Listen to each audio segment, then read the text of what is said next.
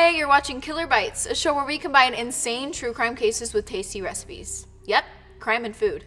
Isn't that the best combo ever? So today on Killer Bites, I'm going to tell you about the sleazy Drew Peterson while making a refreshing smoothie bowl to balance things out. You can find the recipe in the description below. Drew Peterson was an Illinois cop who had way more wives than he deserved. When he was sorting out his stressful divorce with wife number 3, she suddenly passed away. The detectives ruled it an accident, but just a few years later, wife number 4 disappeared, and it was starting to seem like Drew was behind it all. After all, he once said in an interview, "I think more people in America should control their family." So did Drew's wives get fed up with his controlling nature and try to escape, which made him angry enough to want them lifeless? One Sunday in late February of 2004, Drew Peterson showed up at his ex-wife Kathleen's house in Bolingbrook, Illinois. They shared custody of their 2 sons, Thomas and Christopher, and Drew brought them back to their moms after spending a weekend with him. But when Drew and his boys knocked on the door, no one answered. And when they called Kathleen's phone, it went to voicemail. The following day, Drew still hadn't heard from Kathleen, and he started to get worried. So he asked a few neighbors to go over to Kathleen's house with him, and they said yes. For my smoothie bowl today, I've chosen these frozen ingredients: pineapple, blueberries, strawberries, and acai. They all entered her home and eventually made it to the bathroom, where they found Kathleen lying motionless in the bathtub. Her hair was slightly damp, but the bathtub was bone dry. The police were notified of the incident and arrived at the scene to take photos, look for evidence, and interview witnesses.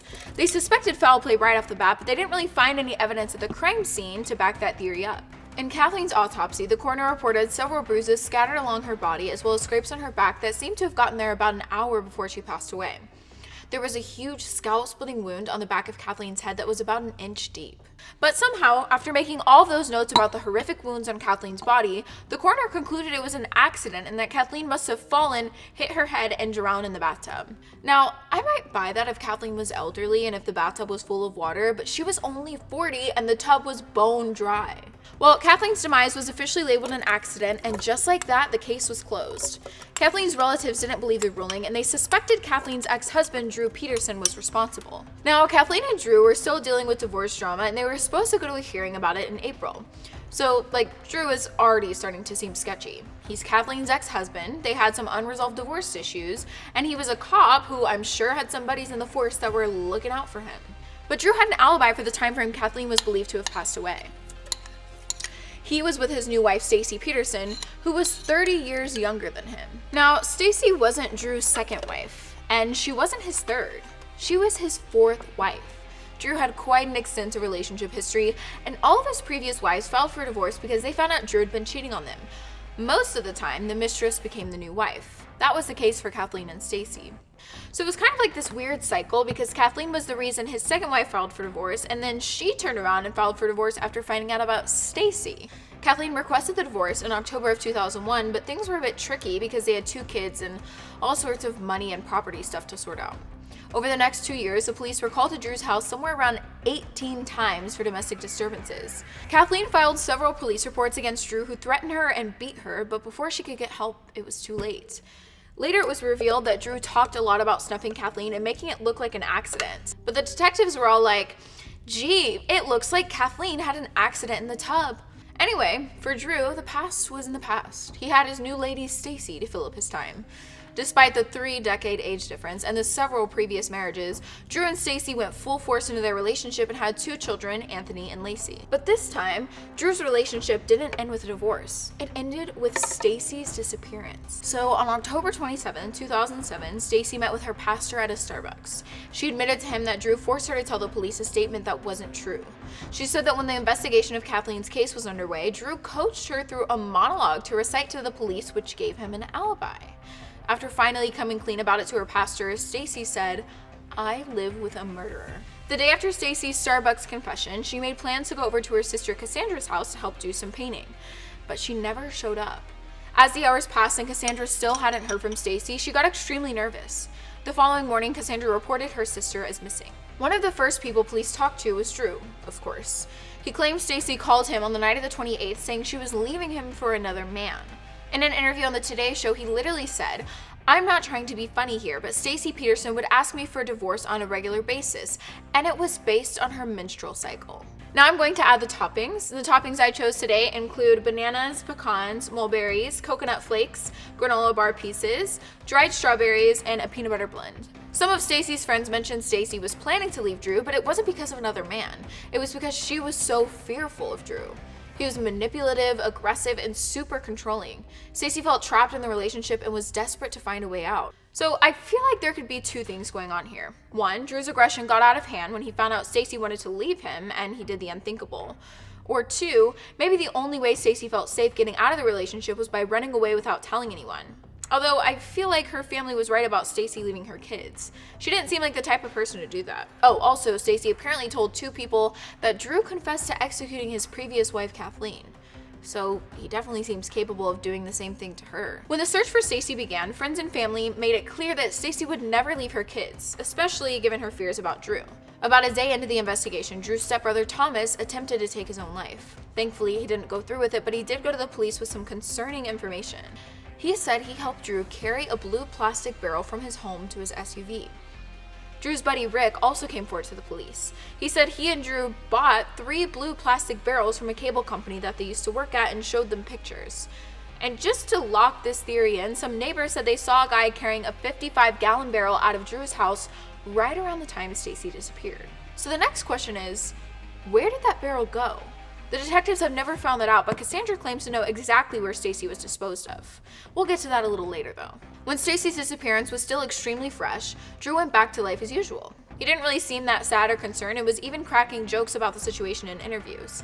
On November 15, 2007, Drew put his 2 weeks in at the police station and geared up to receive his pension of $6,067.71 per month. And that's when investigators were like, Drew was starting to seem extremely suspicious. Maybe his third wife passing wasn't accidental. That same month, Kathleen's body was exhumed for re-examination by a new coroner who didn't know Drew at all. And guess what? Her case was officially labeled a homicide. That was clearly sarcasm. No one really believed the first ruling, except the people with the most power to actually do something about it. Makes me wonder if the first coroner was paid off. When the official ruling was made in 2008, Kathleen's sister said, "We've always known in our hearts that it was murder, but now finally we're getting some confirmation and it will be investigated the way it should have been. Any blind man could have seen that it was a homicide."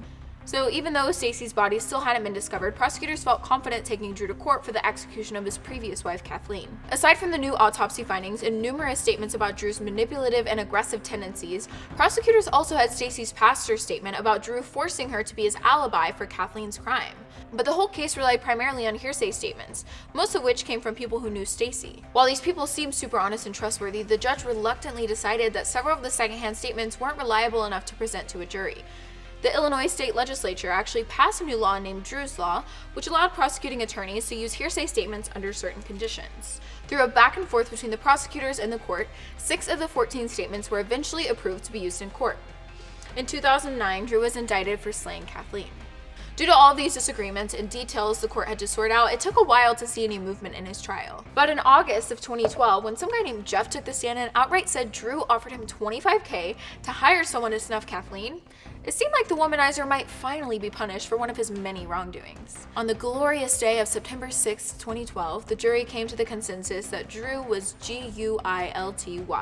After hearing all the testimonies, the 12 jurors on the case decided Drew was guilty of executing Kathleen. In February of 2013, he received his sentence of a skimpy 38 years in jail. Isn't that so frustrating? It blows my mind that he only got 38 years for committing such a horrific crime and lying about it for years while working for the police force. Drew was first sent to a prison in Illinois, but was quickly transferred to another prison in Indiana, where a fellow inmate attacked him with a food tray in hopes that he could sell his stuff on eBay. In 2015, word got out about another scandal. This one involved Drew trying to hire a hitman to take out the lead prosecutor in his trial.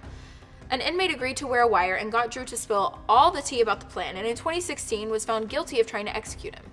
Drew has tried to appeal his sentences, but thankfully those attempts have been deemed unsuccessful. As of now, he resides in a state facility outside of Illinois, but the authorities won't release his exact location for safety and security purposes. In an interview Drew gave in 2019, he said a bunch of women send him love letters in jail on a weekly basis that he replies to. Although he's been labeled a suspect in Stacy's case, no charges have been made because detectives still don't have a body. Drew said he's innocent and claims Stacy became overloaded and just left. He stated, "I spoiled her and gave her everything, but that's what happened." But Cassandra has come up with a different story. In 2018, she created a GoFundMe page to raise funds for Stacy's search. On the page, she said, Drew Peterson disposed of my sister's body on the evening of October 28, 2007 in the sanitary and shipping canal. I have sonar images of her lifeless body on the bottom of the riverbed, which I will never release. Yeah, so Cassandra was obviously super frustrated that the detectives pretty much dropped Stacy's case, and she knew Drew was responsible. So she cashed out her 401k and spent $80,000 to conduct sonar scans in the Chicago sanitary and ship canal. From that, she was able to get pictures of Stacy's remains and is now raising money for a professional dive team to go down there and confirm. Because the investigators are ghosting her, and even with these new findings, haven't made any moves in Stacy's case. In addition to Cassandra thinking Drew snuffed Stacy, Drew's own son Steven said, I don't want to come out and say he did it, but I'm sure he did it.